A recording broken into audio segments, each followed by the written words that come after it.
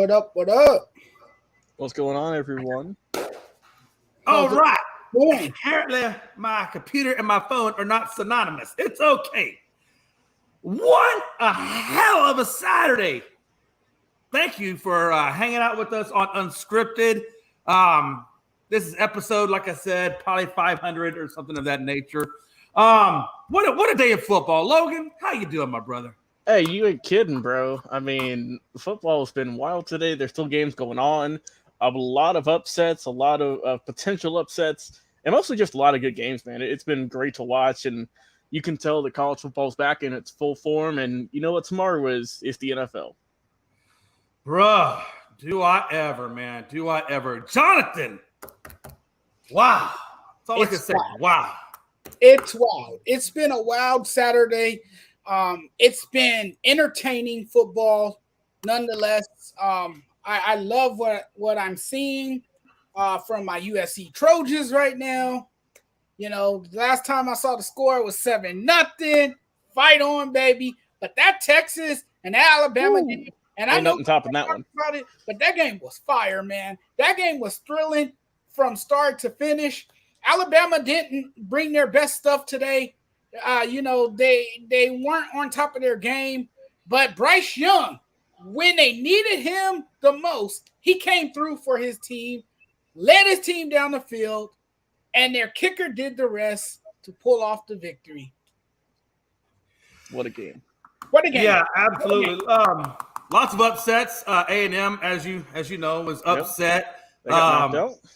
Yeah, they sure did. Notre and Dame. Then who was the other upset, Logan? Notre Dame. They ended up losing to Marshall. Thank you. They lost to Marshall, yes. That's only Notre the second Dame. time Marshall's beaten a top 10 team in their school history.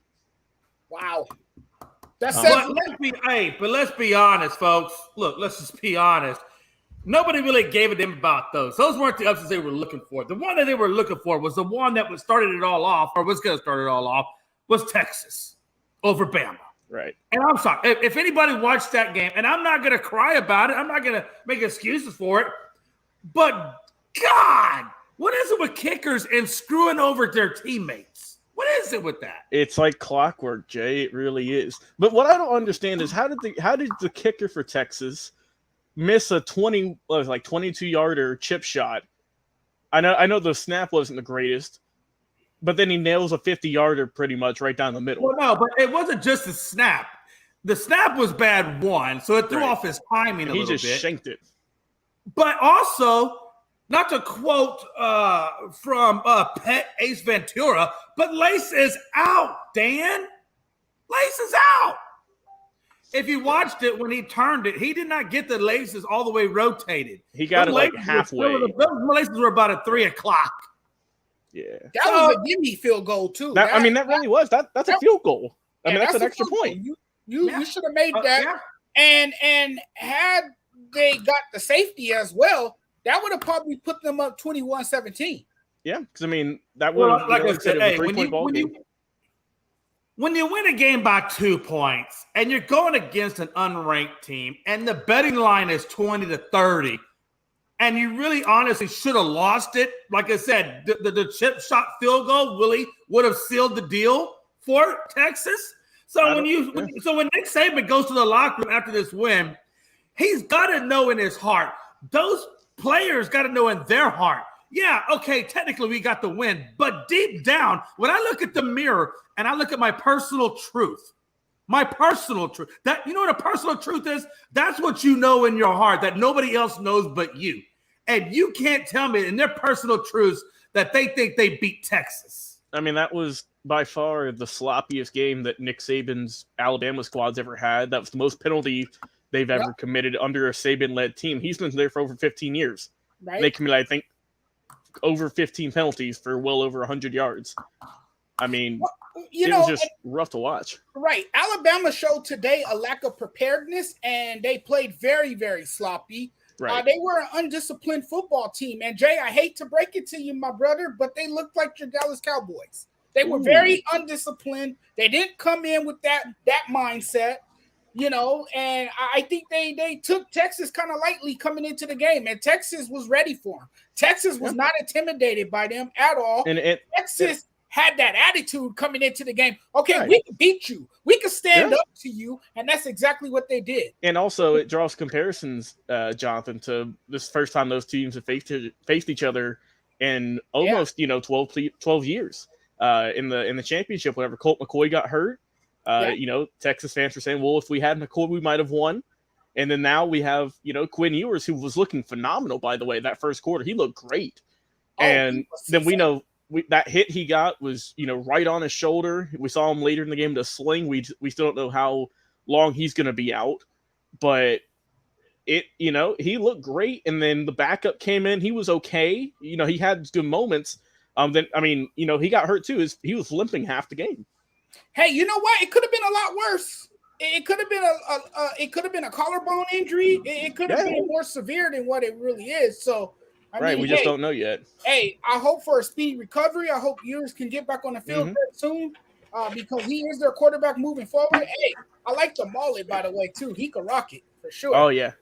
Before I introduce Pride, I just wanted to comment on what he said about the Cowboys, and I get what he was saying with that comparison. What's up, but I was actually kind of thinking that game was, at least for Alabama, was more reminiscent of the Rams blowout loss to the Bills, but the Bills, but they came away with the win at the end. They got the chip shot field goal. They took the win. It is what it is.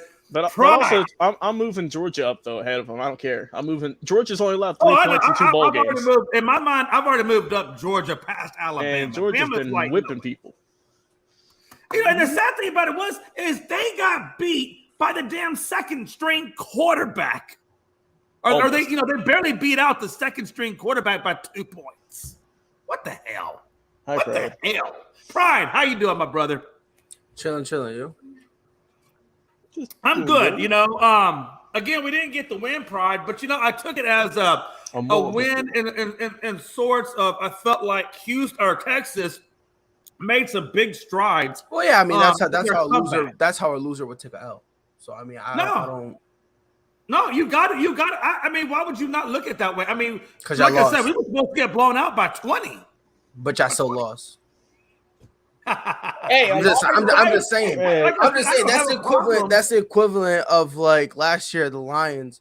Oh yeah, we almost lost to the Cardinals. Oh yeah, it's still a win. No, it's not. You still got an L on the record. So. Willing to try. Also, Kenneth, you ain't kidding, man. Notre Dame's looking like hot garbage right now. Honestly, I don't even want to talk about Notre Dame anymore. Notre Dame's overrated. They've been overrated for how many years now? At the bare minimum 4. Minimum. Freeman ain't looking too hot though. You know what? I feel sorry for him. I feel deeply sorry for him because the players picked him. If they don't, the players said we want you. Hey, if they don't turn it around, he might be out of a job. He might be one and done. Honestly, because Notre Dame have certain standards. They got history. They got history, man. And they expect you to win. And if you don't meet those standards, you're out the door. Facts. I'm surprised Brian Kelly lasted as long as he did. And Charlie Weiss. Also, too, Jay, kind of another upset. Not as big, but still. Tennessee was 24, and they beat Pittsburgh today. They won an OT. So they'll be moving up the rankings. Absolutely. I think Kentucky's playing Florida right now, and last time I checked, they just started. Yo, if Florida wins, I hope Florida wins, dog. Florida wins. Yeah. I cannot wait to hear the strength of schedule. It means nothing now. It is right now, Pride, the score is 6-3 Kentucky. They got 11:36 left in the second quarter, so still a lot of football left. Yeah. Hell yeah. The Rams look sloppier than a Tommy's hamburger with too much mustard and ketchup on it. I know what Tommy's is, but I'm gonna believe you though. Tommy's is a California hamburger spot. Logan's like, I don't know, but you're right. Hey, bro, I don't know what you mean, but I'm rocking with you. Okay? He's like, I'm with you. I'm rocking with you. Yo, every time I hear that, you know what that reminds me of? I don't know if y'all saw that video of the black coach talking to his players, and they're all black except for this one kid. He's like, we're all African Americans and plus Mark.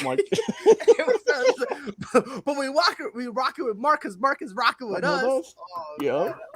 To this day, I want to save that video and make it my ringtone. And I want to meet. And then we get Big Shot Rob into the conversation. How you doing, Big Shot? Yo, Jay, what's going on, man? Happy to see these upsets today.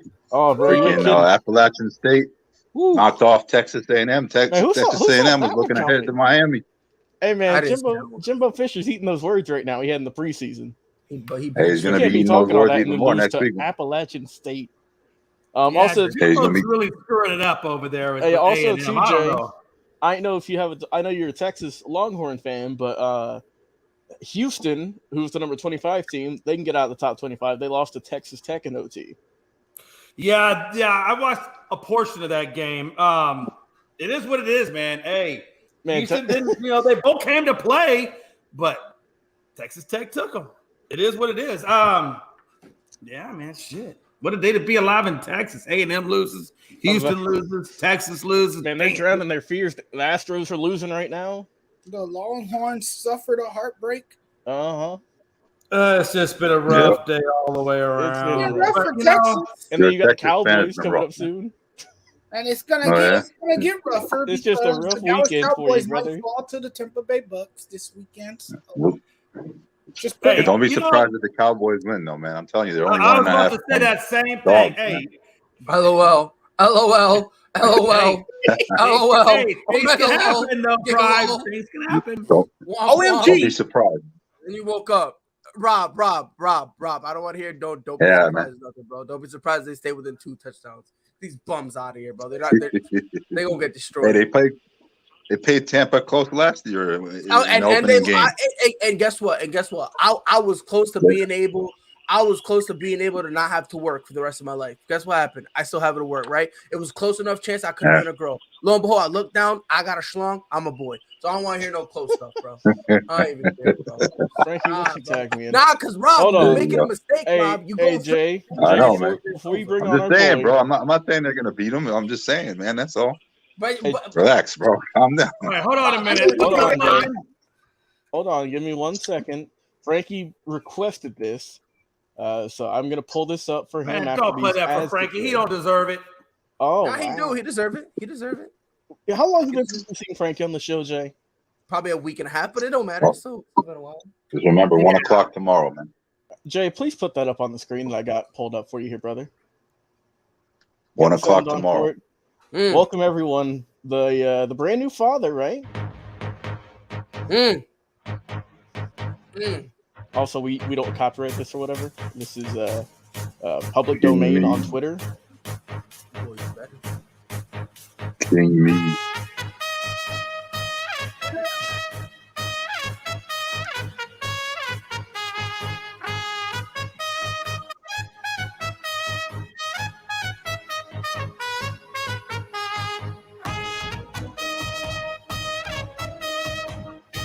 Coming to the plate, Wilson Contreras?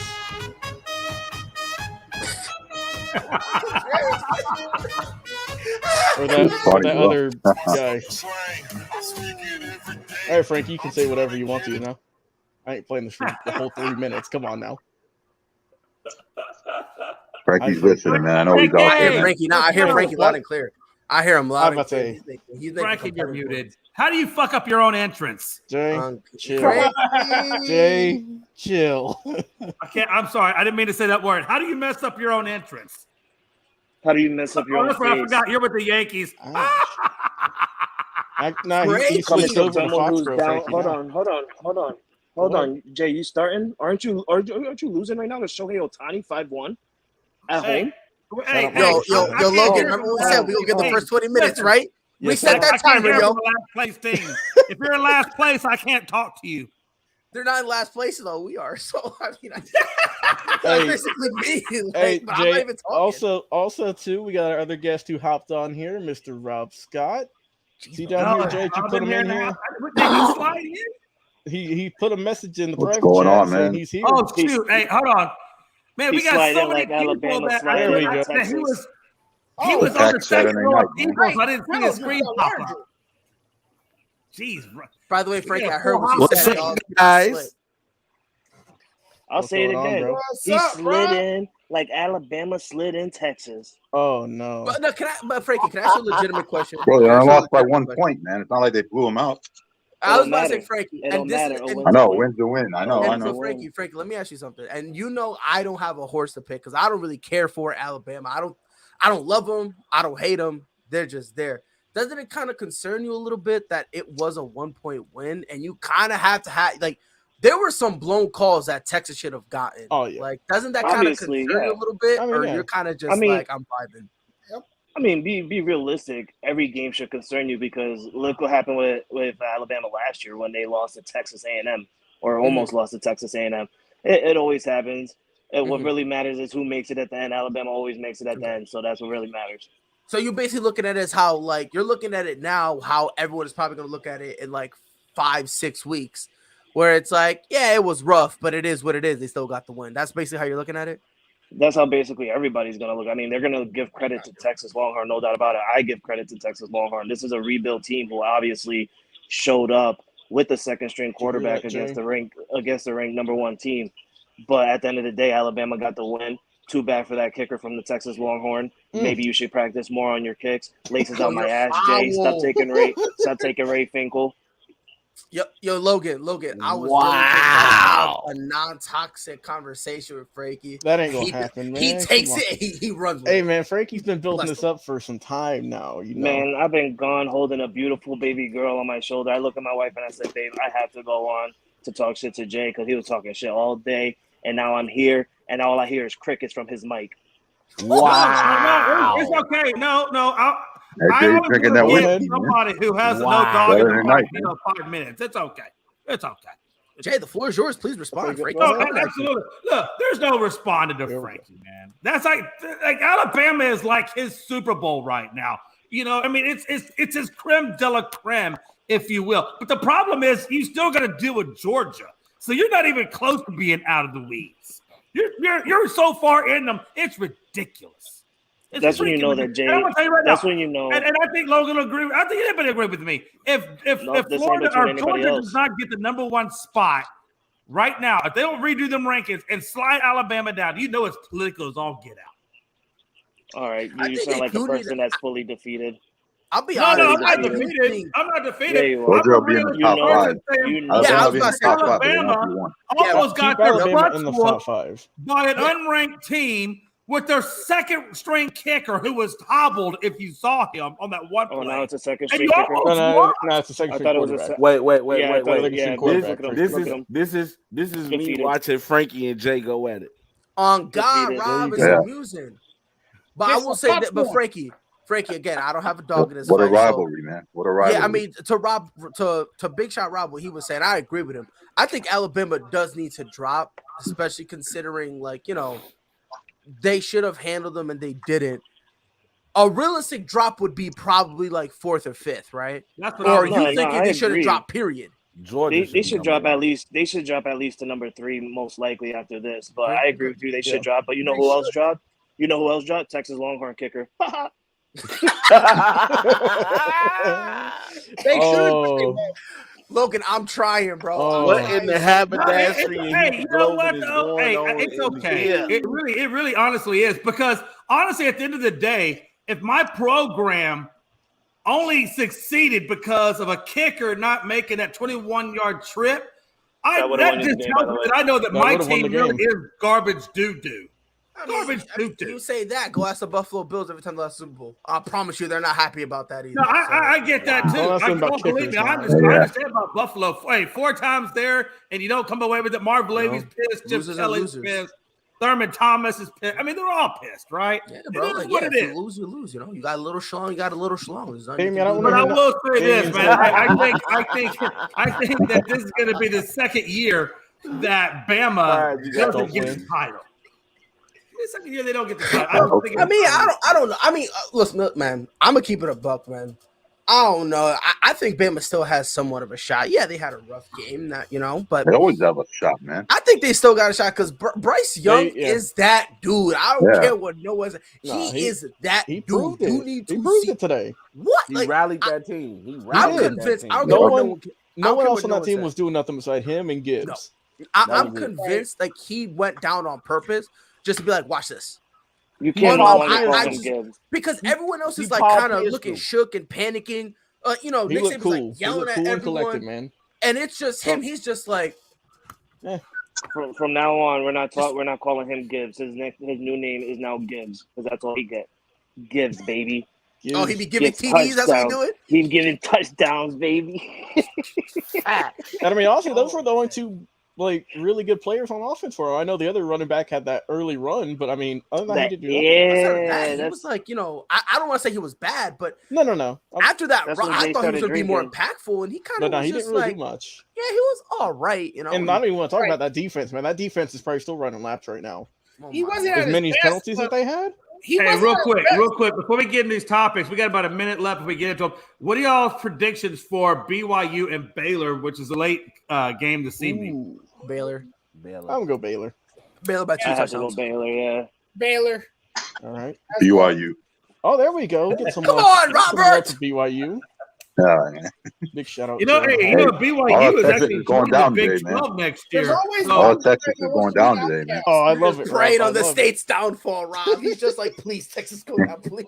He said, Baylor, I don't want you to win today. Hey, Jay, I'm gonna give you a little bit of hope though. Is all of Texas going down in college so Dallas can get the big win in prime time? Ooh. Yeah. That might be setting up. That's a setup, man. You might be setting up. Also, it is 7-6 right now with Kentucky getting in the lead. Oh, 7-6 Kentucky. Against the Gators? Yep, against the Gators. Number 20 versus number 12. Wow, what a time to be alive. Hey, you got to admit, man, it's been a really good day of college football. Oh, it's been great.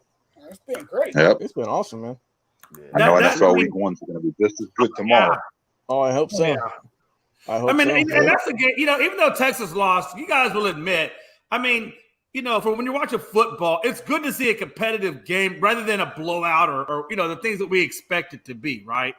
Right. It is what it is. But it's good competitive football. I love good competitive football. And we'll see what happens next week, man. It's gonna be a good one to see, my brothers. Let me pull up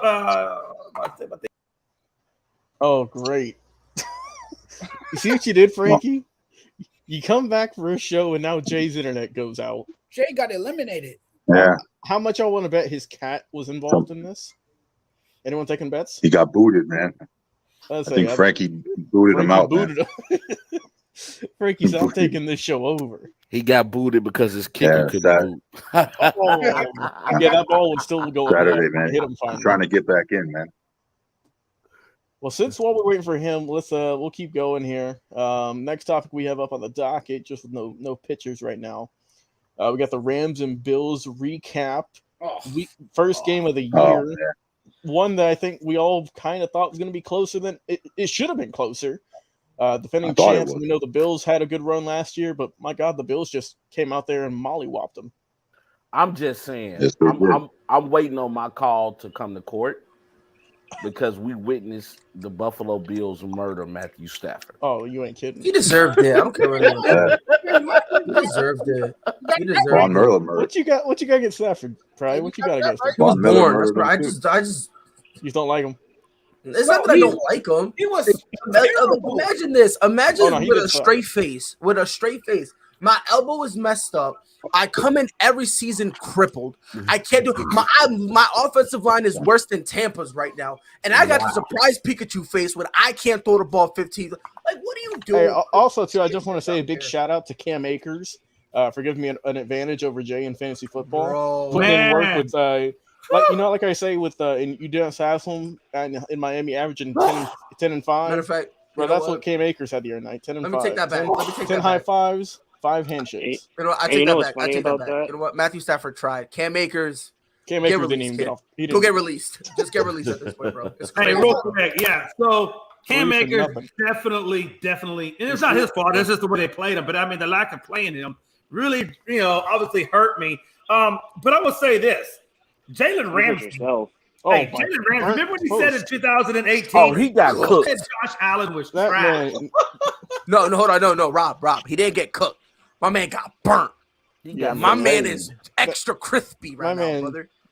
That's when you put your toaster to 5 by accident and you pop out and it's Jalen Ramsey. Bro, that's not even a toaster at this point, bro. He's in those cartoons, like how Daffy Duck used to have that TNT in his face, and it would blow up, and his face was mad burnt, and his bill was on the other side of his head. That's Jalen Ramsey right now, bro. You know who else is toast? You know who else is burnt? Oh, I know. Bro, he did Texas Longhorns starting quarterback. You're mad. See, that's my fault. I should have seen it coming. That's my fault. I saw it coming from a mile away. And I did it. Logan, this is why you're the high IQ guy here. See, that's why you're the Giga Chat I can never beat. My man, whatever that means, right on, brother. Yes. Yeah, nah, bro. I mean, but here's the question, though. Does this mean Jalen Ramsey ain't that dude no more, or are we just going to chalk it up to a bad game? That's a really bad game. That's a really bad game. He's never been that dude. And take into consideration, No. Wait, hold on. Time out. Frankie, repeat what you just said with a straight face. He's never been that dude. Ooh, wow. You guys are acting. Okay, well, we all know that's not necessarily true. Bro, you don't earn the contract that he's got. Hey, let's not forget though that I'm sorry, but Josh you guys are Allen forgetting all the had a perfect rating against him. You guys are forgetting that he just carried on everything he did in the Super Bowl, right? But yeah, you guys over here. No, Frankie. Hold on. Hold on now. Jonathan Bailey. What did you think? This is your team now. What did you think about Allen Robinson only getting the ball? You said Jonathan Bailey. 12 yards. I would say the Edward. I would say Blake. Who's Jonathan Bailey? You mean Jonathan Mathis? Jonathan Mathis. I'm sorry. Yeah, I apologize. Jonathan Mathis. I'm thinking Jonathan Bailey. I'm doing Jonathan Bailey. We haven't seen Jonathan Bailey. I got Jay all twisted today. Hey, I'm out now. Damn it! Listen, I will remove your ass from this stream. Stephen A. said stay off the weed. Jay, stay off the drink. I got you, bro. I got you. Okay. That's all good. I got you. Okay, shut the fuck up. Anyway, I shouldn't do that. That's just rude. That's just me. You know what? And then Logan. Later, he's gonna yell at me, Frankie, and you for cursing on stream. Watch. I did. And probably you know. Nah, we're gonna get Jay a swear jar. So Jonathan, again, we'll try this again one more time. It's your team, your boy Robinson, the guy they brought in, number 2 wideout, only got one target. Damien. Trash. He only gets one finish. ball thrown his way the entire night. That should never happen. I mean, you acquired this guy for a reason. Hey, you gotta incorporate him in the offense. You gotta give him more targets. You gotta get him involved offensively. And I was saying that all night. You should have got him more engaged in the offense, and I just don't understand why that didn't happen. Because he can't get open. It was just a lousy game. It was pathetic. If it wasn't for Can I just say something? Can I just say something, John? You don't sound really upset. You sound like you expected a loss. No, I am upset. You should have seen me Thursday night. I'm about to say he's had a few days to process this now. I was not happy. I was ranting. I went off. So Frankie. Frankie. So Josh Allen goes 2 deep balls, one to Stephon Diggs, and then one to Gabe Davis. I mean, how incredible was that? I mean, now he did have a couple of interceptions, but he was also Buffalo's leading rusher with 10 carries, like 50 some odd yards and a touch. I mean, how good was How good was Josh Allen? And again, how good was those 2 deep bombs burning Jalen and the secondary of the Rams? I mean, the Bills look like they came out showing that they're ready, that they want to prove something. And Josh Allen is just doing what Josh Allen does. We expected this from Josh Allen. But what they did to the defending Super Bowl champions on their banner ceremony night, it was absolutely, and I'm a Patriot fan, I'm going to be honest with you, it was absolutely beautiful. It was honestly absolutely beautiful because you got Jalen Ramsey. I saw in one play where he did stop a touchdown pass and he looked at Stephon Diggs' face and, talking his little trash. And, Stephon Diggs is laughing. Yes, Stephon. I mean, that is true. Yeah, and Stephon Diggs looked at him with a smile. And he looked at him with a smile. He's like, all right, bro, come at me. And then he comes at him again twice. Insane. Unbelievable. And I'm going to be honest with you guys, as a Patriot fan, one game in watching Buffalo, I'm a little nervous right now, man. They're looking pretty good. The defense was really good too. I mean, they only allowed 10 points. Von Miller changed that defense. Can we Adding talk about what Von Miller has done? Thank you, Frankie. First of all, before we talk about what he's done, let's talk about what he's done to the back of his head. He looked like a dumb arrow. Yeah, but an Avatar Airbender. That haircut ain't it. So Rob, Stafford obviously had 3 interceptions with the 1 touchdown that he did throw. He got sacked 7 damn times. Is it just as much Stafford's fault as it is that line's fault? Maybe we're not giving him enough time. I mean, what broke down there? I'm gonna give it. Stafford is gonna get at least 20% of the blame because he's the one throwing the passes. But that offensive line gave him no help. You can't get that many quarterbacks. I mean, as soon as he hiked the ball, I literally saw 2 or 3 offensive linemen stand up, bow down, and say, "Have at it." I mean, it was ridiculous how available Matt Stafford was. I mean, I almost felt like he was a little bit of a whore on the football field because everybody had their chance at him.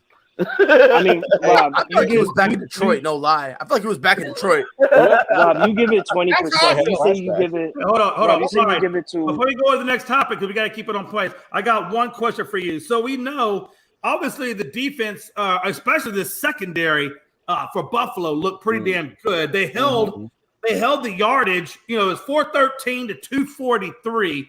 So the big disparity in yardage between the Buffalo Bills and the Rams. What do you make now of this Buffalo defense? That's what they did to them. I mean, if you look at the Rams, I didn't know you were Pride. That's crazy. Didn't know we swapped names. Oh, I'm sorry, Pride. That's crazy. No, go ahead. I don't want to talk no more. Pride, have at it. I don't want to talk no more. By the way, Pride, Connecticut sucks. But have at it. And guess what? Connecticut sucks so bad. We took Chicago. Hey, back on target. Y'all can put this in the group chat. By the way, real quick, I want to tell you something Frankie said. Frankie said that as a New England Patriots fan, he's scared. Yeah. I didn't say he's scared. I said nervous. Or you're nervous. I'm not nervous. I'm not scared. I'm not I have no emotion. We're not going to beat the Bills. We're not winning the division. He's just accepting. We're fighting for second. I'm not scared of Buffalo because we're just not going to catch them. Don't say that. That's just you heard it honest, first. They're Usain. Listen, if we're talking it's a race, they're Usain Bolt and the Patriots are me. We're not going to catch them. You're insane. You're sleeping on Mac Jones. You're forgetting about his 3 completions. I love Mac Jones, bro, but we're not winning the division, bro. Even before Von Miller got there, bro, the Bills were still the best team top to bottom, bro. You sound like Rob Scott right now with the Chicago Bulls. No, the difference is he abandoned his team. I am being objective. I'm still rocking deep with the Patriots. I'm rocking with the Patriots. I celebrated my other team. How's that abandoning my team? We're not winning the division, bro. All right, let's move on, brother. Just like the Bears, I think barely going to be over 500 in the division. Jalen? Bro, I didn't even know you were a Bears fan. I'm a Chicago fan, bro. I'm from Chicago. I didn't know that. I thought you were a Tampa Bay Buccaneer fan. Hey, guess what though? You see the hat I got on? Oh, we Shut see up, it. loser. All right, hey, we're gonna move it. Hey, we're gonna talk a little bit of this Week 1 preview. I'm gonna ask each one of you a different question, and we'll see where we go with this. Right? So we'll start at the top with Pride. How do you think Trey Lance is going to perform in his debut against the Bears? He's getting cooked. The kid is getting cooked. He said he's going to be in there for 2 quarters. Get into control, man. Get into control. Look at this game back on this way. He's going to make the Bears look like the 80s defense, bro. Oh, Lord. Let's just get that off the way, bro. You said the 85 Bears? Hey, yo, he getting turned on for a loss, bro. And he going to have Kyle Shanahan stuttering in that post-game conference, bro. He said Mike Dicker came out of retirement back in for one game. For one night only, bro. Hey, the Bears can take that as a compliment, though. They got Mike Singletary coming back for one more game. Oh, my God. They got the fridge coming back, man. Look, Brian Paisley had Trey Lance. He's got Trey Lance sucking against the Bears. How soon do you think it is before we see Jimmy G? Week 5, the latest. Bro, Week 5, the latest. He had that ready. Week 5, the latest. I've been saying this, but remember, I've been saying this before. I've been saying that, call him he gonna beat Booker T because after 5 weeks, hey, I did pick up Jimmy on my bench, so it might be coming in handy soon. Might be, bro. He gonna be in handy, bro. Trust me, he gonna be fine. Hey, speaking of fantasy football, I know I'm not in y'all league, but shout out to Stephon Diggs for what he did for my team. I already put up 30. Yes, Lord. God damn, I dropped the one. Shout out to Stephon Diggs, baby. I picked you, my boy. That's the only 30 points. All right, Jay, what's our question you got? Yeah, I got so Logan, man. What can we expect from Trubisky and the Bengals, man? Not much. Not much at all. You said Trubisky. Bengals by 17 at minimum. No, versus the Bengals. Yeah. I got Trubisky going for 200. I'll give him 1 touchdown, 2 interceptions, and that's not. I mean, that's part not bad. 2 for Damian. That's all I care for. That's not bad for first game. Interesting. Jonathan, will Tua fail versus the Patriots? Hell Will he yeah. collapse? Yeah, I don't see it from Tua, man. I don't think he's that guy for the Dolphins. I think he's that one quarterback that's holding the entire team back. So I'm just not a firm believer in Tua. I think Tua struggles this season. And I've been saying all along it's a make or break year, and I think it's a break year for him, unfortunately. Did you say Tua is a lure? Yeah, he did. I take everything I said back about John. I mean, it's harsh reality, right? All right, Frankie, man. There's 3 revenge games this week. Wilson versus the Seahawks, Baker versus the Browns, and Flacco versus the Ravens. Yes, Lord. Hey, out of those 3, who's gonna get the victory? Baker versus the Browns, because Baker wants this revenge match. What the Browns have done to Baker Mayfield opening his eyes, and he's saying, listen, I came into Carolina. I took this spot from Sam Darnold even before he got hurt. I took this spot from him during the draft before they even mentioned me coming over to Carolina. And his first game in his eyes was saying Chicago or Cleveland. What? Baker Mayfield going off. I see Baker Mayfield getting 3 touchdowns, over 250 yards, and at least an interception, maybe 1. But other than that, he's going to go off. Interesting. And that one interception is going to be a mistake, not on Baker Mayfield, but on the receiver. Robbie Anderson. Interesting. Okay. Rob Lazard. Lazard, I hope I'm saying it right, is doubtful for the game for Green Bay this week versus the Vikings. With that being said, he was considered to be the wide receiver 1 for Aaron Rodgers. Now it's probably going to have to go to somebody else, either a Sammy Watkins or maybe, a Watkins if he can step up into that role. But at the end of the day, do you think the Vikings now are a clear favorite to beat the Packers this week, or do you think the Packers will still retain the win? Oh, Jay, I'm going to let you know something. Not only are the Vikings the favorite to beat the Packers, the Vikings are the favorite to win the North. They will be the Starks of this Game of Thrones game known as the NFL. And I'm telling you right now, the Vikings will rule the North. They will beat Green Bay, and we will see just how bad Aaron Rodgers is without Devontae. He said we're getting the new king on the Iron Throne of the North. Big shot, Rob. Listen, we've all seen the power rankings. I know I've seen different power rankings. One's got the Raiders over the Chargers. The other one's got the Chargers over the Raiders. So obviously this is a big game week 1. Who gets the W? I'm going with the Chargers, man. Go Chargers, go! Go Chargers! They played that game last year, the last game of the year. I thought the Chargers, had a chance to win that game. They just made that mistake at the end. So I'm going to say they get revenge week 1, and they're going to beat the Raiders at home. But it's going to be a very close game, competitive. Negative. It could go down to the end. Jay, can I say something to you real quick? I think you're doing a fantastic job with this topic on how you're switching it up and not giving it to people with their teams. You're doing a fantastic job, bro. Normally you mess up, but you're doing good. Go Jay! Go I'm Jay! here to do what I can. Is that the first time you compliment Jay, bro? You have to take your compliments from Frankie when you can. I love Jay. 90% of Frankie's language is shit talking. So hey, listen, I take what I can get when I can get it. God, that was a good one. But I'm not going to say that on air because that would be just wrong. Pride. Everybody, all I want is a team name. Who is going to be upset this week? Give me your upset for this week, Pride. I'm sorry, you were talking. What did you say? I zoned out. What happened? Hey, what happened? Give me your upset of the week. Who's your upset this week? Personally, I don't know. Me personally, I don't really. I mean, Oh my God! Pick this a team. game I for. mean, come on. Do me a favor, Frankie. Go back to your daughter. We're not worried about you right now. Anyway, then go wake her up so you can text her. Congratulations to you, Frankie, on your Anyway, new no, baby Rob, girl. too late. You like Thank what? you, 8 years Rob. too late? Come on, bro. No, first of all, I say congratulations on Messenger. This is my first time talking to Frankie. His youngin already got a mortgage and a All right, 401k already has to. Come on, Rob. Anyway, the only game. Hey, listen, I got honestly 53 think- seconds. This is not brain surgery. Just give me a team or just say you don't know. Proud. Are you done? Okay. Wait, As I was saying, bro, so rudely interrupted. Some people think the Jags are a favorite to beat the Commanders, and I don't know why. So that would be my upset. I don't think it's an upset, but I guess Trevor Lawrence is Tom Brady 2.0 or something. God knows what they got. I guess Christian Kirk is Devontae Adams or something. But I got Washington over Jacksonville.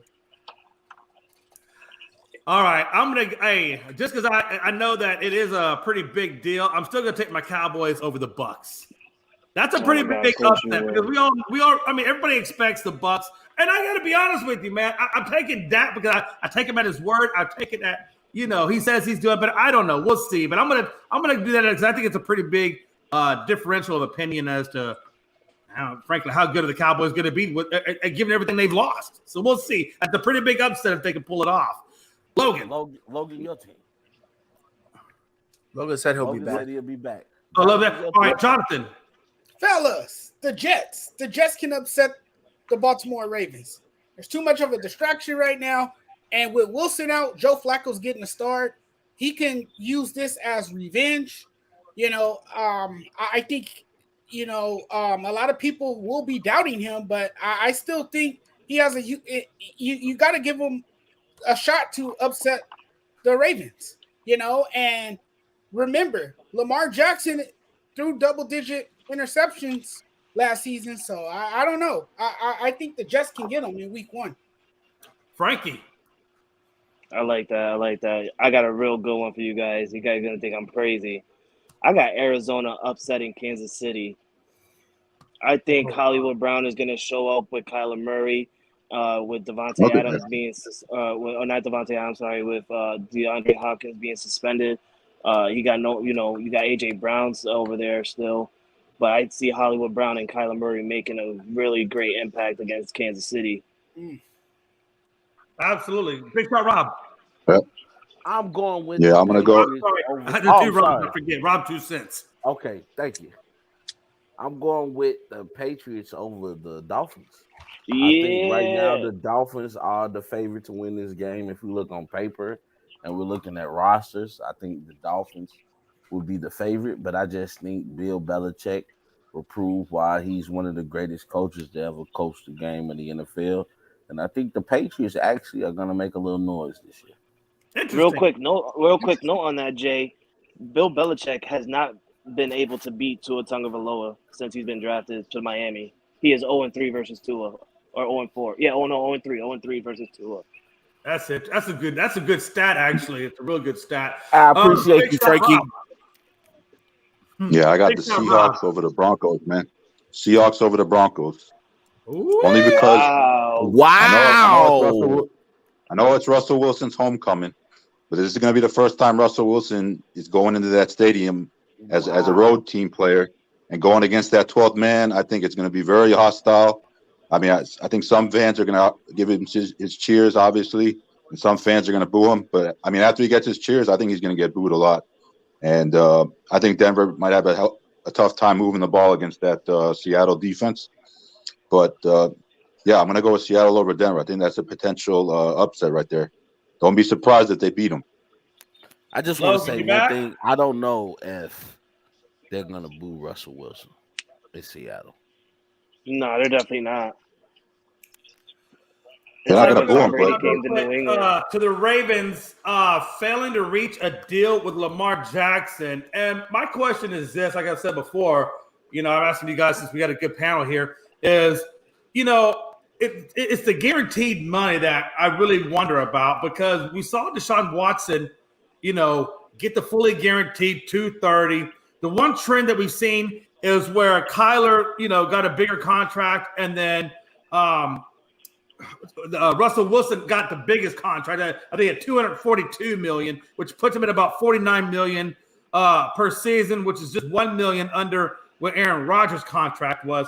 But the one thing that we did not see get carried through was that fully guaranteed money. And I guess, is that where the trend stops with Deshaun, and that the other teams just aren't going to do what the Cleveland Browns did? Pride? I don't think it really matters.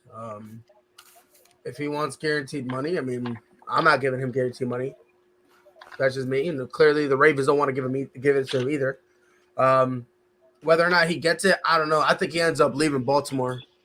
It's very rare that when a quarterback gets franchise tag that they end up staying with that team. The only one in recent memory was Dak Prescott. The only reason they basically settled for Dak because there was pretty much no one else that they could replace him with. So I think he ends up leaving Baltimore after the 2 years of the franchise tag. Right. And, kind of it is what it is, but I don't think he gets guaranteed money. Logan, you back?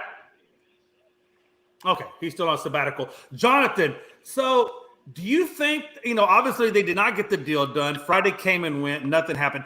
They have not said specifically if it's the money that's holding it up or the guarantee that's holding it up. Do you think that it's probably the guarantee that's holding this contract up, or what is your opinion on it? I would think it's probably the guarantee because, look, all it takes is one bad hit to end your career. And right. you want to be able to get that financial security if you can. And I think it has a lot to do with the fact that it's not guaranteed money. And clearly, I think Lamar Jackson is not part of their future plans. I'm with Pride. I think they're gonna move on from him.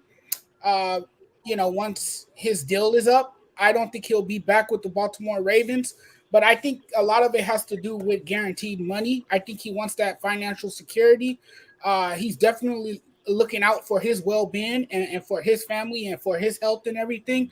So I think what's more important to him is getting those guaranteed dollars. And the Ravens, for whatever reason, are not willing to give him that because they obviously don't think he's that guy moving forward. Yeah, absolutely. Frankie, I got a couple of things I want to ask you. So that he's coming off a bad season, right? He came off, 13 interceptions last year. He missed 5 games, including the last 4 with the ankle injury. Now he's going to ride himself on the franchise tag of $23 million. I see this going a couple of ways. Either A, he balls out and then he gets the big payday, or he gets injured, or maybe he has another bad season. I mean, he's really putting a lot on the line in terms of contract dollars by riding the franchise tag. What do you think? Well, I do agree with what Jonathan and Pryor is saying with the guarantee and stuff like that. And I was just about to say the same thing you just said, Jay, is you could get franchise tag and still end up, during that franchise tag, end up getting a multi-year contract extension and wipe off that franchise tag. I think, honestly, what Lamar is going to do is what Lamar does. He's going to ball out in the regular season, try and get the Baltimore Ravens to the playoffs because, realistically, Baltimore can get there. They're a defensive team, and defense wins you games. It's just down to Lamar if he can do it on the offensive side and score touchdowns.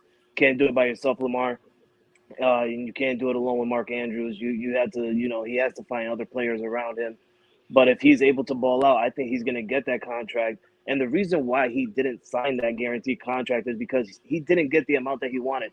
We're all looking at Deshaun Watson. Yes, he signed that $230 million guaranteed contract, and he only showed out 1 year for that.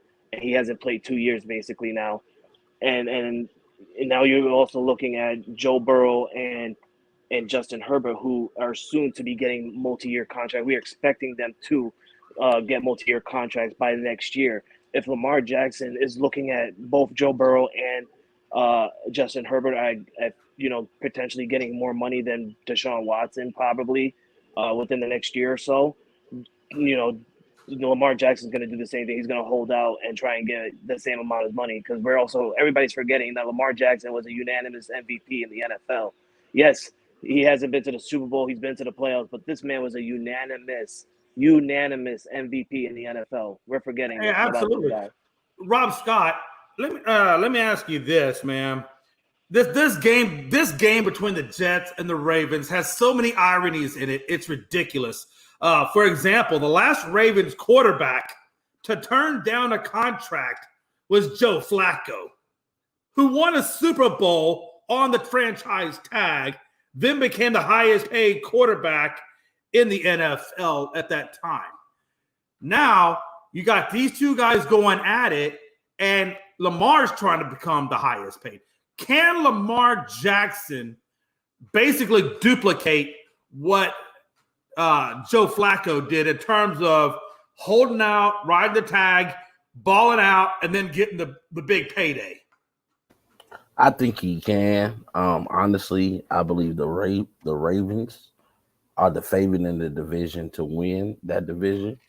I think Cincinnati is a one-hit wonder.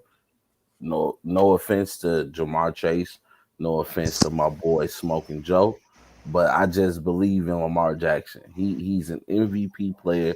He's been an MVP in this league. We've seen what the Ravens are with him. We've seen what the Ravens are without him, and I believe that he can get the payday that he's asking for. I don't like the fact that he has to play without signing the extension, because now you're basically putting your livelihood on the line. But I think that Lamar Jackson will get the job done. I believe he's committed to this, to his goal. I won't say committed to the team, but I believe he's committed to his goal of being one of the greatest mobile quarterbacks to ever play the game.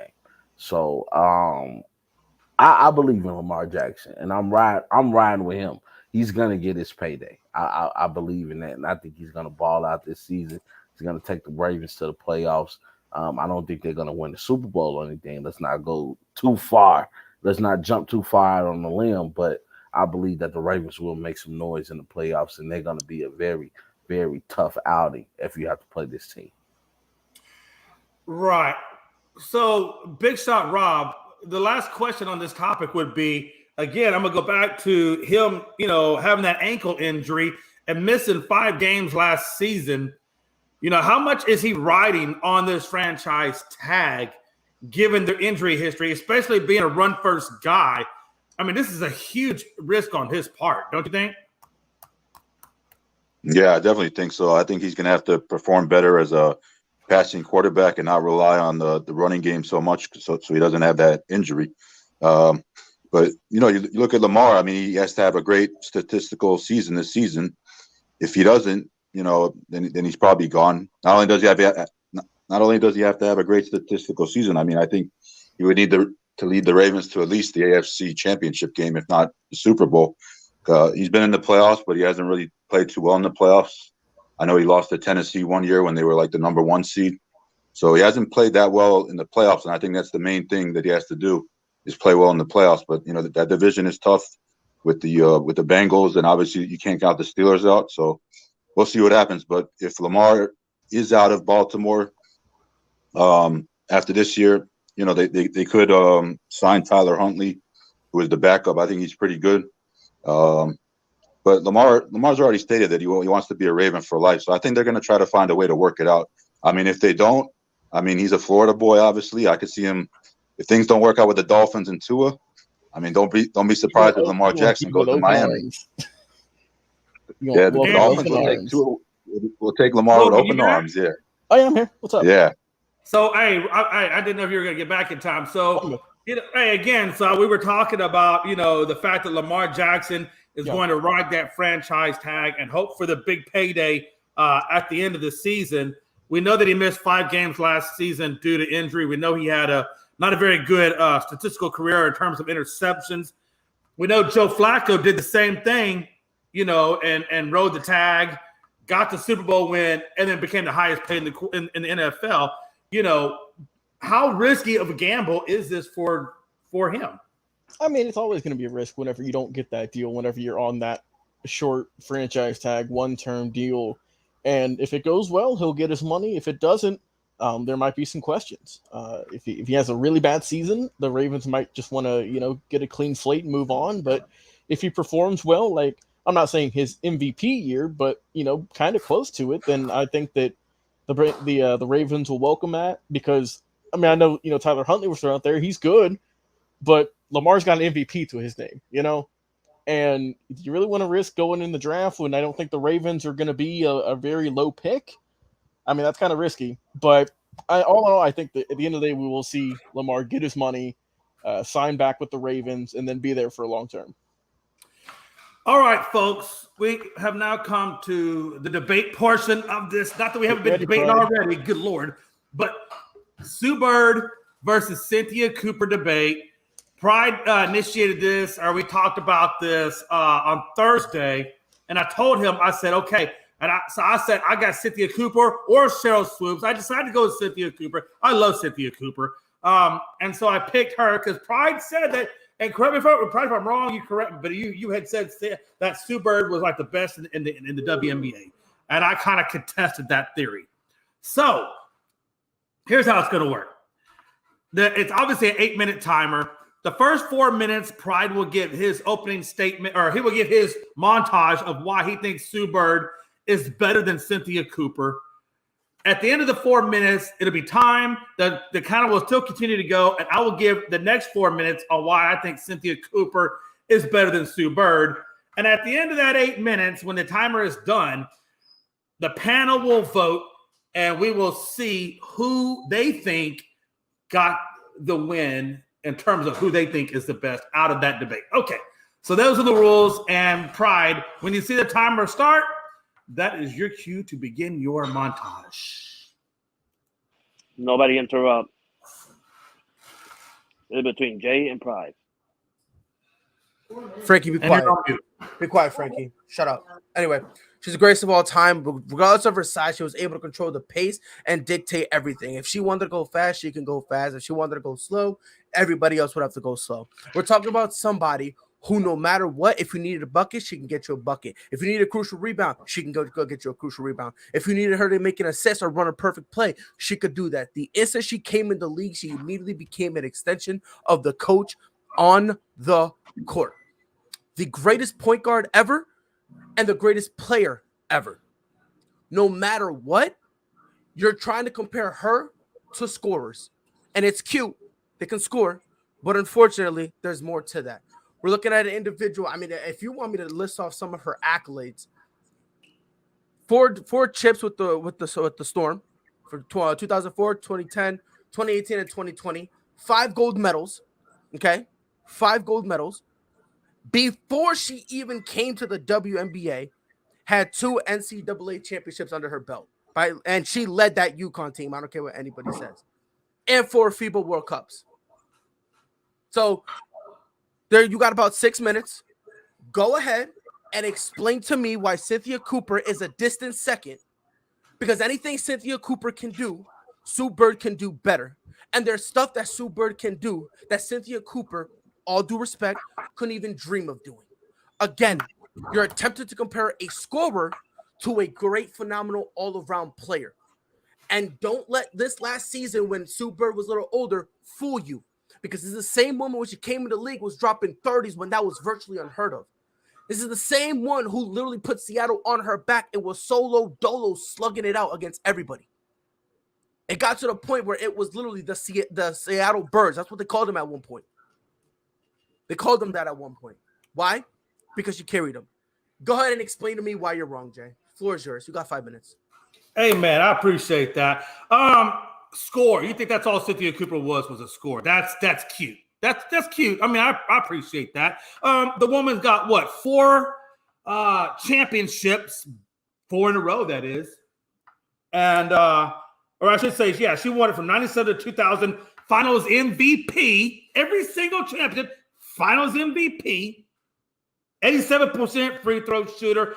She actually, in 124 games, because she came in the league a little older, if you remember right, because that's when the WNBA got started. So she played a lot of her career overseas. But in 124 games, she averaged 21 points, 3 rebounds, 4.9. Cute. Sue did 580 games, averaged 11.7, 2.5, 5.6. Not really all that great in career numbers. Not even really all that great in rebounds. 2022, she played 31 games, a 7.8, 1.9, and 6.0. Even at the age of 40, when she retired, she gave you a 10, 2.6, 5.3 cute.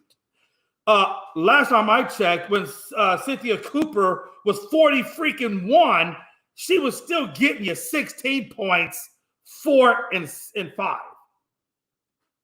I don't know. You're gonna say she wasn't a leader on that team? You're gonna say she wasn't an assist person on that team? She wasn't a coach on that team? That's cute. That's cute. Again, 2,601 points for a career because she only played 5 seasons. 97, 98 league MVP. Twice she got league MVP. 97 to 2,000 all NBAs. I don't know, man. That sounds pretty damn good to me, and I'll take 21 points over 11 points any day of the week. But yet, we're talking about Sue freaking Bird, who honestly was a non-factor the last year she played, where Cynthia Cooper was not only a factor, but she was a main component in her team on her last year, which, by the way, was at the age of 41. And then you want to talk about Sue freaking Bird. I rest my case. Okay, so. Hold on, no. That's it. Oh, no. I'm going to continue whether you like it or not. I'm going to continue whether you like it or not. You got 3 minutes. No, you're not. You got 3 minutes. Here, exactly. Thank you. The timer's still going. Don't be upset just because there's a rebuttal. Knock it off. That's not how debates work. It doesn't end just because you want it to end. Okay? Timer's still going. As I was saying, why do we like Magic Johnson so much? He couldn't score. Why do we like him so much? Because of everything else he entailed. Right or wrong? See what you're doing. Notice I said you're picking a score over Sue Bird. And what did you say? I'd rather take 21 over 10 points. You literally fell into my trap. No, not really. Because I also gave you the as I was saying before, I was so really interrupted because I let you have your moment. There's more to it than just scoring. There's more to it. The leadership goes to Sue Bird. Intangibles, Sue Bird. IQ, Sue Bird. Fitting in. This woman has come off the bench, been the 6th woman, and started. No questions asked. No questions asked. The same. I'm not done. She did the same thing Steph did before Steph did it. And when Steph did it, we worshiped him for it. Sue Bird's been doing it. And all of a sudden, now we got to hold that against her. Again, you're mentioning scoring. And scoring, yes. No, that's not all I mentioned. Unfortunately for you, there's more to the game than just scoring.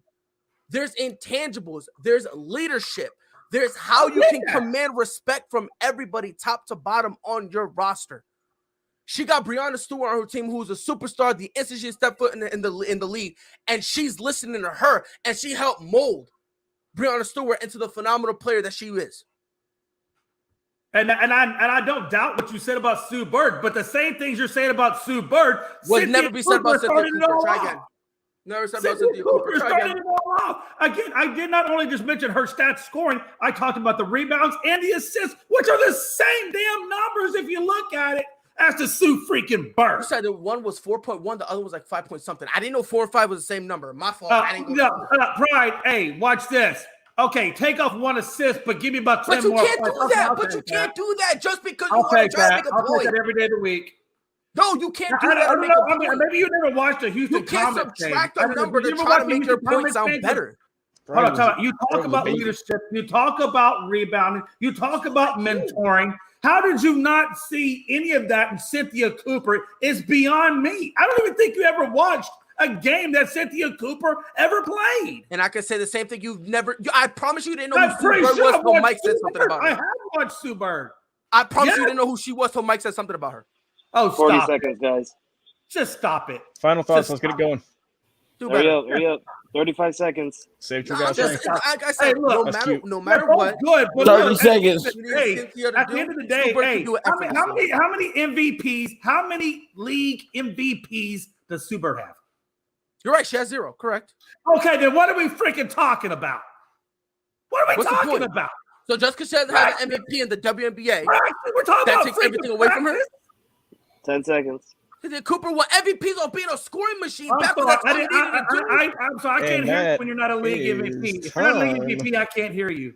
End of the debate. That's it. No more. I'll say, can we admit that Kobe Bryant is the second greatest NBA player to ever play the game? Hold on now. We ain't there That's yet, another topic for another day, Rob. Jay's too funny. All right, Jay had me listen. laughing. No, guys, only reason I said that because Pryor said so. We're saying that because she ain't won MVPs, she's a GOAT, and I'm just saying, ain't that the argument that LeBron gets because he has You and all I his will have the MVPs, conversation, Rob. You and I that will he's have the better conversation. than Kobe. But no, But we know no. that You and Kobe's I a will have killer. the conversation, Rob. Okay. You and I will guys, have we this still got conversation. one more topic to go through. And So I'll let's. explain Hey, to you. I I know. want to get this tallied up real quick. Right, hold on now. I'll explain to you, Rob. I'm just saying, I love y'all though. I'm just saying. No, I feel you. Yeah. But I'll explain to you later. The difference. Right. I got you. Look, man, come on now. Bring it in. Come on now, what? I'm talking to Rob. I said bring it in. Calm down. I got you. I bought it in. All right, Jay. we're going to tally these votes real quick. In the event of a tie, because there's 4 voters. So in the event of a tie, I'm going to let Jonathan Mathis break the tie. So, Logan, cast your vote. My pick for the GOAT WNBA player, I am going to go with Sue Bird on this selection. Do I have to give reasons or do I just have to give a name? No, just give a name. Okay, yeah, Sue Bird for me. Okay. John? It's definitely Sue Bird for me. Okay.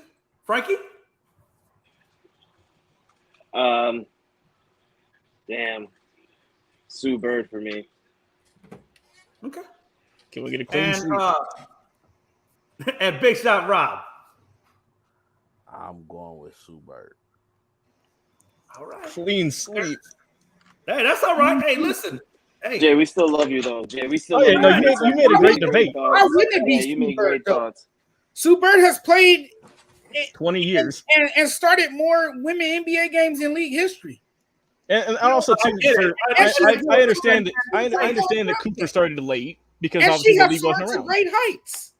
What She Cooper has- did in her few short seasons was it great. was a good debate, man. Hey, Pride made some good points. No No, doubt y'all about had it.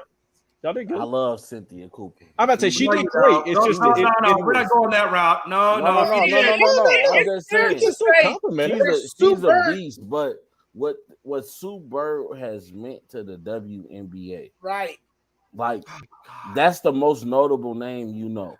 Mm-hmm. Like anybody who's ever heard of the WNBA, they know about Sue Bird, and she's been of course. And again, not Cynthia just Cooper a was real older when constant, she played, but a she played forever. consistent winner. She's a winner. Right. Oh, yeah, you're right. And Rob.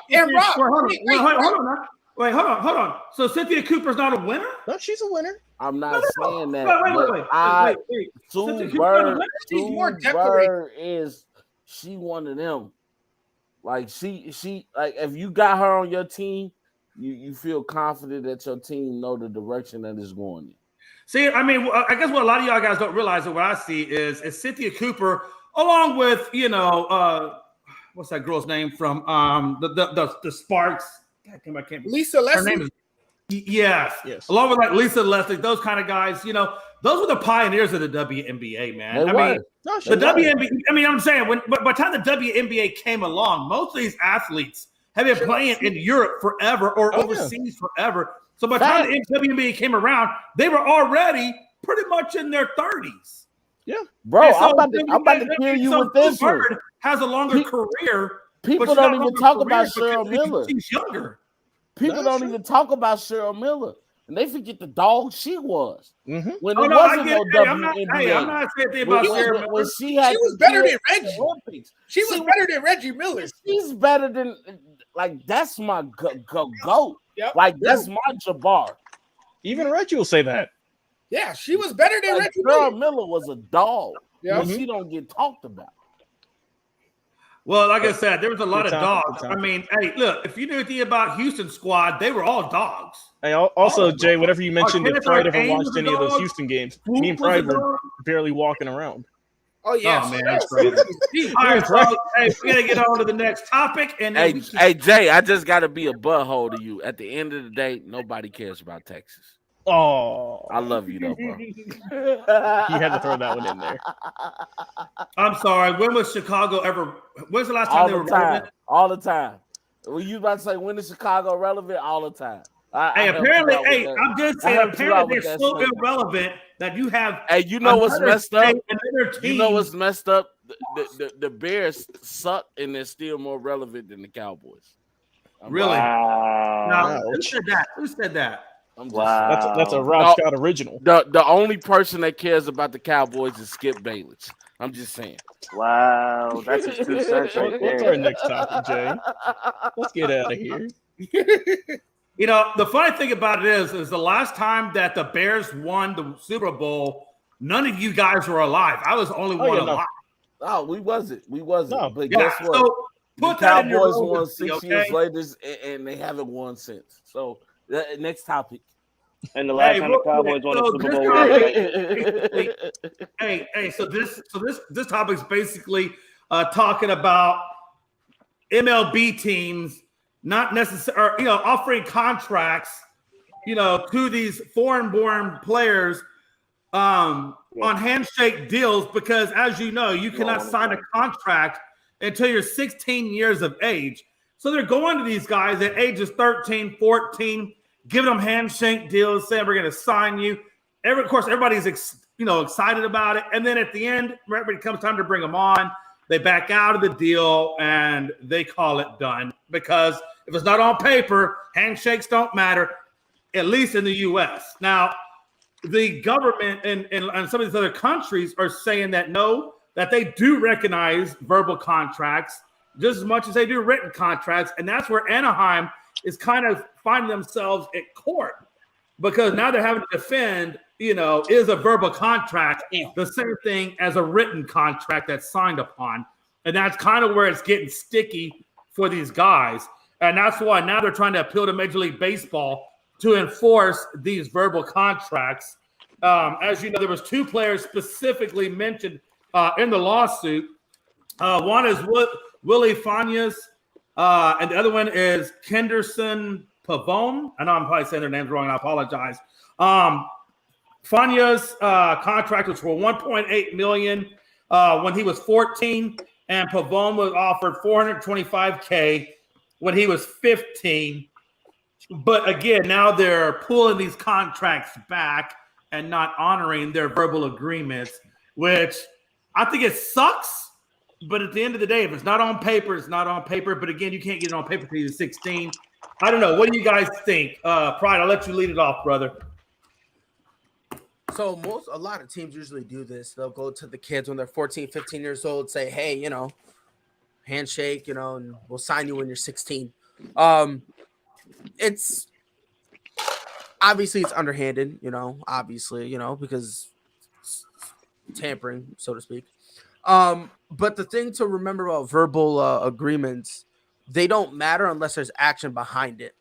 And that's where the law usually comes in. Now, since the actual team is based in the United States, they go by United States laws. Even though the handshake happened in the Dominican Republic, that doesn't matter because then where they would have been paid and where they would have signed and went to work would have been LA. So they go based by American laws, and then depending on the state, some states say verbal handshakes or verbal agreements mean nothing. Others, they say it holds some merit. However, it comes based on the person who's suing to prove that this is what they did. For instance, if someone owes me money and we made a verbal agreement and every month they pay me $50 and I show that, they go, oh, well, you were paying. So if you're paying them, that means you owe them. So if they can show some type of evidence like that, not only will they probably end up getting paid the money, but I think this could potentially have ramifications for baseball in terms of now there's probably going to be a third-party independent committee that oversees teams who go to these countries like the Dominican Republic, to Haiti, like Puerto Rico, and they'll basically start watching them and being like, all right, if you're going to make a deal, we need to know something about it, regardless if it's handshake or written or whatever the case may be. So even though this does have some stuff to do with the Angels, I think the ramifications kind of spread to more throughout baseball. And it kind of shows you, if this lawsuit's coming to light now, this now understands why the owner wanted to sell the Angels to try to duck this negative PR thing. Now, because at first when he said I want to sell the team, it kind of was just surprise. But now hearing this, it kind of does make some sense. So, but depending on how this ends up being, like founded or whatnot, this could have some legit ramification of how the MLB starts handling teams going out and offering these type of verbal agreements to, minors in other countries. Right. And so, Logan, one of the things, like we pointed out earlier, was, overseas players outside the United States can't sign a contract until they're 16. Right. So legally, in this court system, even though I know it's kind of morally wrong for the Angels or other baseballs, teams to promise these big contracts to these kids that are under 16. But legally, do the Angels have a leg to stand on? Again, given the fact that, hey, whatever is 12 and 14 is 12 and 14, but legally you can't do nothing until you're 16. Do they have a legal ground on that? Some things that are going to hurt the Angels in this case is there's video evidence. I did see a YouTube video where they agreed on this back in, I forget what year it was, but they went to the players and you could watch it on video. Also, like you mentioned, you have to be at least 16 to officially sign. And this is, I know we've talked about how a verbal agreement is more accepted in other countries. And in this case, in the Dominican Republic, in the Dominican justice system, they accept verbal agreements a lot better. They have more weight to it than they do in the U.S. So, I mean, and also, too, I think where the Angels do stand on this is both these players have already signed with different teams. And I think if they did not sign, then the Angels would be at a disadvantage, but they've already signed to squads already. One of them signed with the Mets, the other one signed with the Rangers earlier this year. So I think that if anything comes out of it, it's not going to be a huge thing like people thought it would be. But I do think the Angels might have to give up a little bit of money that they promised these guys and that they're going to have to recoup. But I don't know if we're going to see kind of a seismic shift like initially that we all kind of thought with this, only because this is the first time that really, really honestly players have went to the legal system to talk about this and to maybe make action for it. So, I mean, it wouldn't surprise me, honestly, if we see more players start doing this that might have happened during COVID, might have happened, hell, even earlier this year. So it remains to be seen. Absolutely. Jonathan, based off of what Logan is saying, again, if these Dominican players, if they win this lawsuit against the Angels, clearly that's going to set a precedent, for how they do business overseas. What do you think about it, man? Man, I think this is a lot of drama. That's what I think it is. I think this is crazy, but it's not surprising. I mean, you don't know what these organizations are doing behind closed doors. It's basically like what Price said, is tampering in a sense, and a lot of teams don't get it twisted. The Angels are not the only team doing this. There's other teams that is verbally reaching agreements with players, and then all of a sudden they probably read the deal or the offer or whatever. So the Angels are not by themselves in this. But when we get into these legal discussions about teams, it's always complex, right?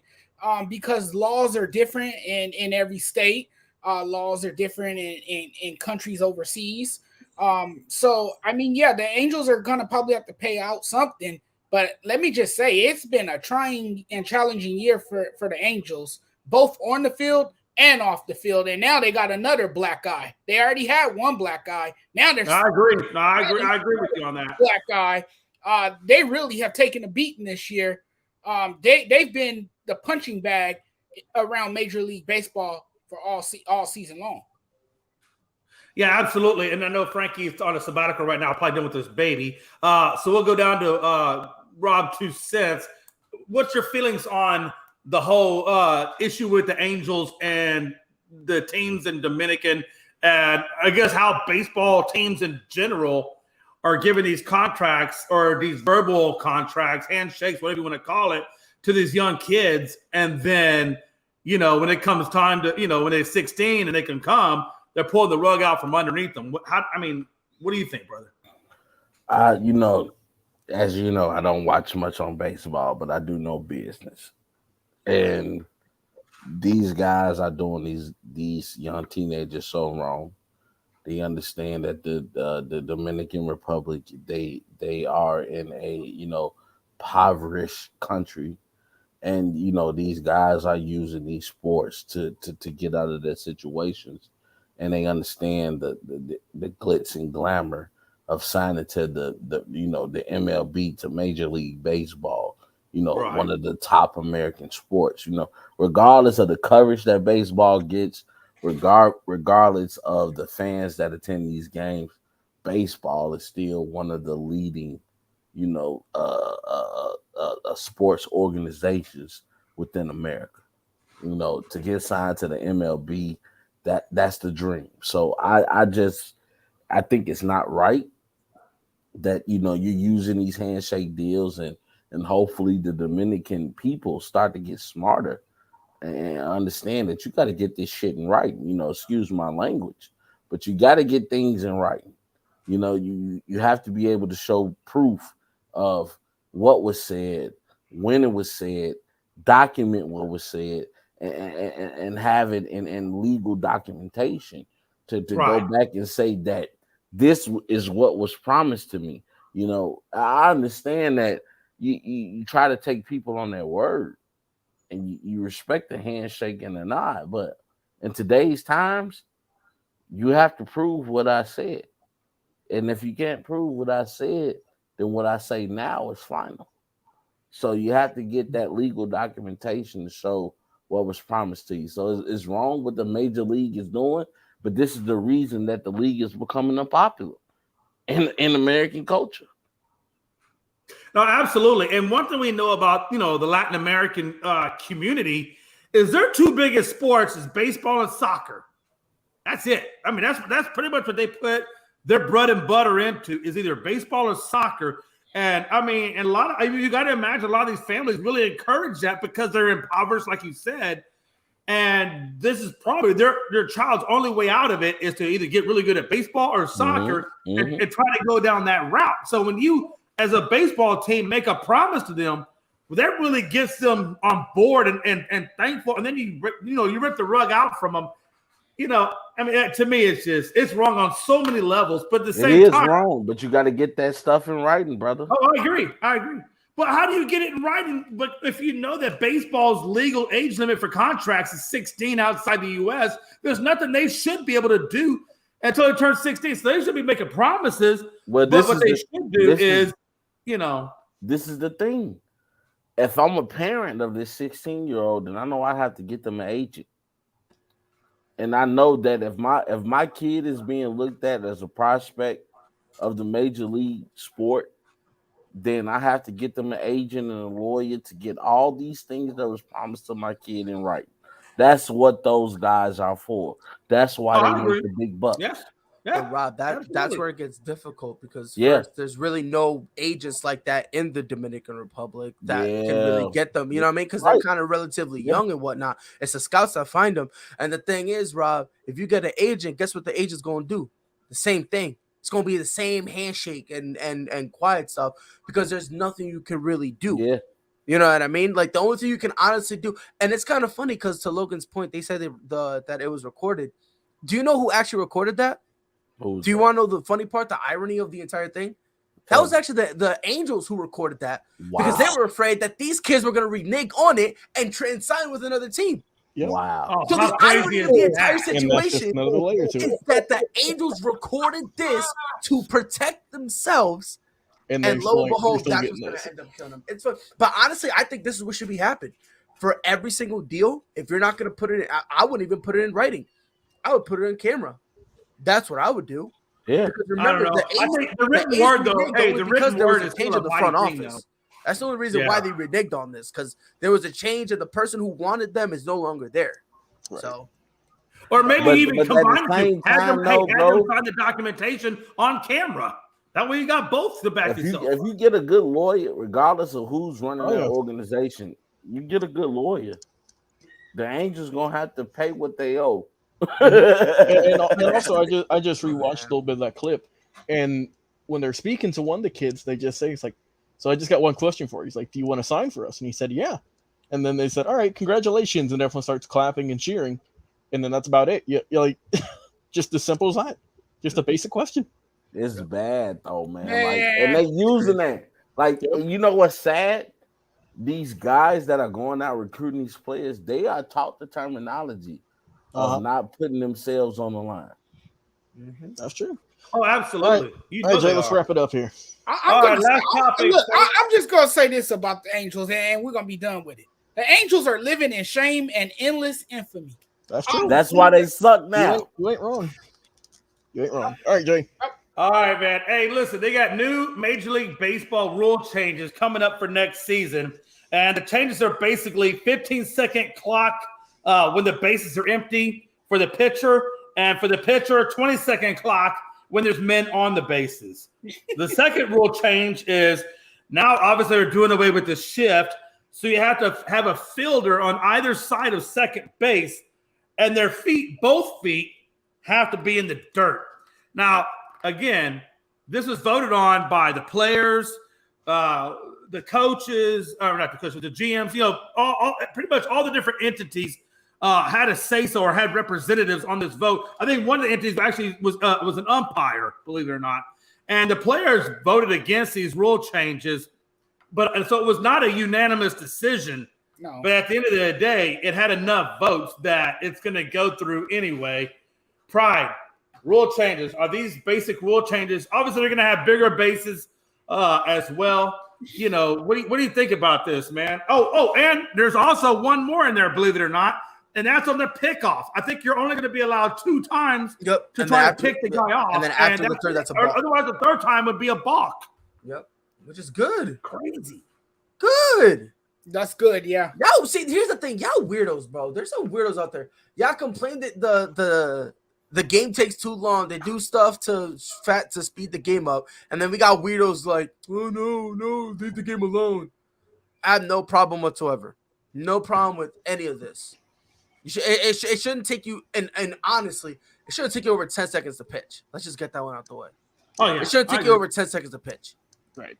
So be grateful, because the thing is Jay, all the players that actually kind of said no to this, they were anonymous, but ironically, the vast majority of the people who were against this were the pitchers. Oh, the irony! Imagine, get good, I have no problem. And the weird part about it is talk your ears, pride. I'm just saying, bro. Like, hey, listen, the catcher. No, hold on. The catcher has so much time. I think the catcher has 8 seconds to get into his position. The batter has 8 seconds to get into his position. If the batter takes longer than 8 seconds to get into his position, then it results in a strike. So it's more than just a pitcher on the line. The batter has something to say about that as well. They make these rules for people like me that's not into baseball. Because I get tired of every time I turn to this show, I look up and then the pitcher is still practicing what pitch he's about to throw. Yeah, I mean it can take 10 plus minutes to get through an inning. Yes, it's insane. Yeah, it is. And also too, I mean, I know it's a little blurry, but it says that they did this for the minor leagues and it cut down games by almost 30 minutes.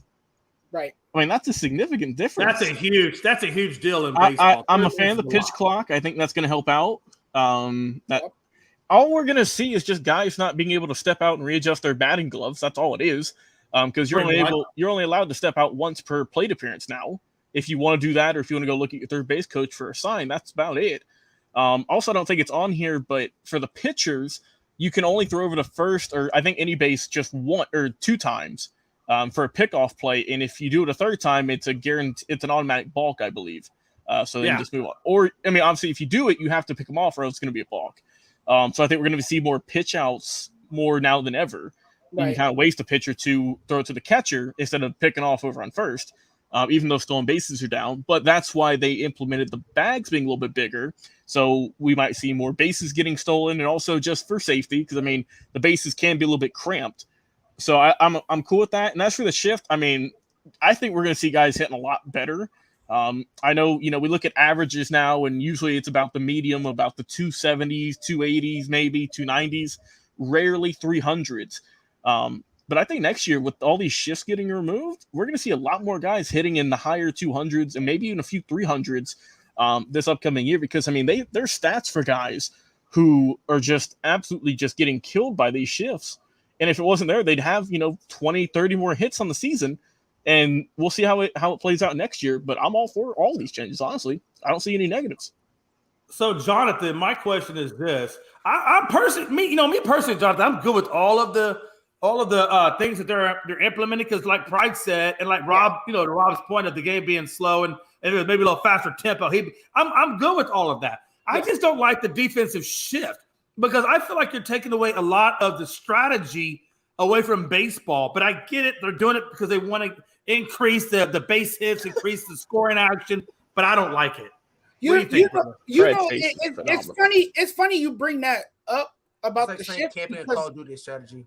It's funny you bring that up about the shift, because me and Gonzo talked about that last night on our show, and Gonzo agrees with you. He thinks that it takes away from the strategy of baseball, and I disagreed with that. I beg to differ. I think what this does, this allows every player to showcase their talent. I think it puts the ball in play more. It will allow players to go up to the plate and actually put the ball in play. That's what fans want to see. This was banned from baseball, particularly because what it does now, it allows these players to showcase their athleticism, and also it makes the game much faster than before and more exciting. So maybe it'll be more enjoyable for fans to watch, and maybe it will attract more eyeballs by taking away the shift. I like the idea that we don't have the shift anymore. It basically what you see is 4 outfielders. That to me, I get it. It's a strategy, but to me, I didn't like it too much. I didn't like it too much. I mean, it works. It's effective for what it does, but I think it slows down the game. I think it takes away the excitement from the game. I like that they banned the shift. I really do. And for the bigger bases, to Logan's point, this reduces injuries, because now you don't have players really running into each other with the bases being bigger. And now you will see more stolen bases. I think fans want to see that as well, because now you have guys getting in scoring position, and all it takes is one good hit to the right side of the field or the left side of the field. Now that guy is scoring easily. He's coming home. So this puts more points on the scoreboard, and then you have the timer. Now I don't have to be sitting through a game anymore going, yawning, falling asleep, because now it will be a quicker, a quicker and faster pace. And I think that's what all of us want to see. Absolutely. Frankie, are you there? Yeah. So what do you think about these rule changes, man? I like it. I think it's like, I agree with Pride and what Jonathan's saying. I mean, it's going to make the game go faster. I mean, the infield is going to have to stay in the infield and show that, like John said, they're going to have to show their talent more often now. I mean, I think it's going to be better even, for those hitters like Logan said that hits 240 to 270, mainly ground balls or short outfield hits. It's going to be great. I like the timers for the pitchers. I like the base for just first base getting bigger as well. I think it's going to work out well for MLB. We just, we're getting there slowly, and I'm pretty sure soon we're going to get those robot umpires as well. Yeah, I definitely agree with you. All right, folks, we're going to roll into some final thoughts. Pride, you got any final thoughts, brother? Pride is away from the screen. I hear Pride loud and clear. Yeah. Pride went for a drink. Logan, give me your final thoughts, brother. Yeah, final thoughts. Crazy day in college football. NFL kicks off tomorrow. Also, some news that just happened a few minutes ago. Albert Pujols is now tied Alex Rodriguez in all-time home runs at 696, on the way to 700 potentially. So shout out to him. And pretty good news, man. Awesome day, good show. And I'll kick it down to Jonathan Mathis.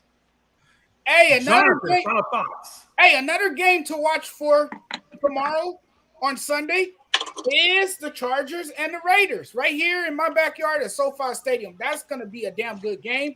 Both of those teams are going to be fighting, to win the division. The AFC West is going to be the toughest division by far in football this season because it's stacked and it's loaded with so much star power and talent. I can't wait to see Derek Carr. He now reunites with his Fresno State buddy, and that connection is going to be so nice to see Devontae Adams and Derek Carr. Man, how fun that's going to be against a very good Chargers defense. The Chargers are a team not to sleep on. They got a stud at the quarterback as well with Justin Herbert. So that's a game to look out for tomorrow. Yeah, I definitely agree with you. Agree with you. Frankie, final thoughts, brother. Yeah, my final thoughts is I'm glad to be back tonight with the boys, and I can't wait for football tomorrow. I've been waiting 8 long months to put on my Patriots jersey and my Patriots uniform, and I get to finally do it tomorrow against my wife's team, the Miami Dolphins. Oh, there you go. And it's in Miami, so what a way to start off the season to see Mac Jones have a connection with Devontae Parker, who I know is going to have an outstanding game tomorrow just because it's back in Miami against his former team. I can't wait. I'm really excited. Football's back, boys, and Foxborough Frankie's here. I wonder, Frankie, if I would have – this is my final thought. It's really a final question more than anything. I wonder if I would have sent you a Dolphins infant jersey. Oh, if Caitlin would have put it on her because she's a Dolphins fan. And if she would have, how bad would that have killed you? It wouldn't have killed me anything. I mean, that's my wife's team. That's her daughter. If she wants to put her Dolphins jersey on her, that's her choice. All I know is what my kids are going to end up being when they grow up, and that's Patriot women. See, I ain't letting that happen. I already told Denise it's going to be a USC onesie on my daughter. It ain't going to be no UCLA. No, none of that. We ain't having that. Not in this house. Hell no. Boy, hey, you know what? I know that Frankie says that it wouldn't bother him, and he knows what. But I'm gonna tell you right now, every time that baby donned that Miami Dolphins uni, it would just kill him. Why would it kill me, Jay? Because I have it would, Frankie. We're not gonna go there. I have 3 other girls that would wear Patriots. You could have one Dolphin. Exactly. Why would I have cared for one Dolphin? It would be great for my daughters to grow up and argue with each other over football when 3 of them are Patriots and 1 is Dolphins. Hey, that internal debate at the dinner table. Oh my God, I love it. Also, a final update on the score with Kentucky and Florida right now. Kentucky's winning 23-16 with 3:25 left in the third. Wow.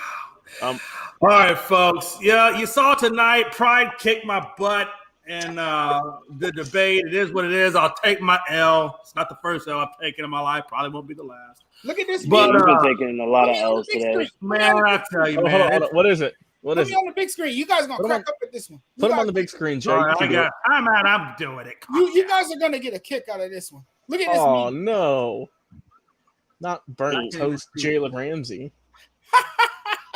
Oh damn, burnt toast. Yeah, man. You said Jalen. What happened out there? Hey, it is what it is. Oh, Jalen got burnt like a champ. I'll put it. Wow. I'll put it on my Instagram. Wow. Oh, perfect. All right, Jay, get us out of here. All right, folks. Again, man, it was good to have Rob Scott on. It's good to have on Big Shot Rob, boy Frankie C, Foxborough Frankie, Jonathan Mathis, Babyface Logan, and your boy Jay McLovin and Prideful Takes. Velez. Catch us out on Tuesday. We'll obviously probably do some reviews of what happened on Sunday, and we'll probably do some fantasy news and whatever else we can get into. So we'll see you Tuesday, 7 p.m. Eastern time. Y'all have a good night. We're out of here.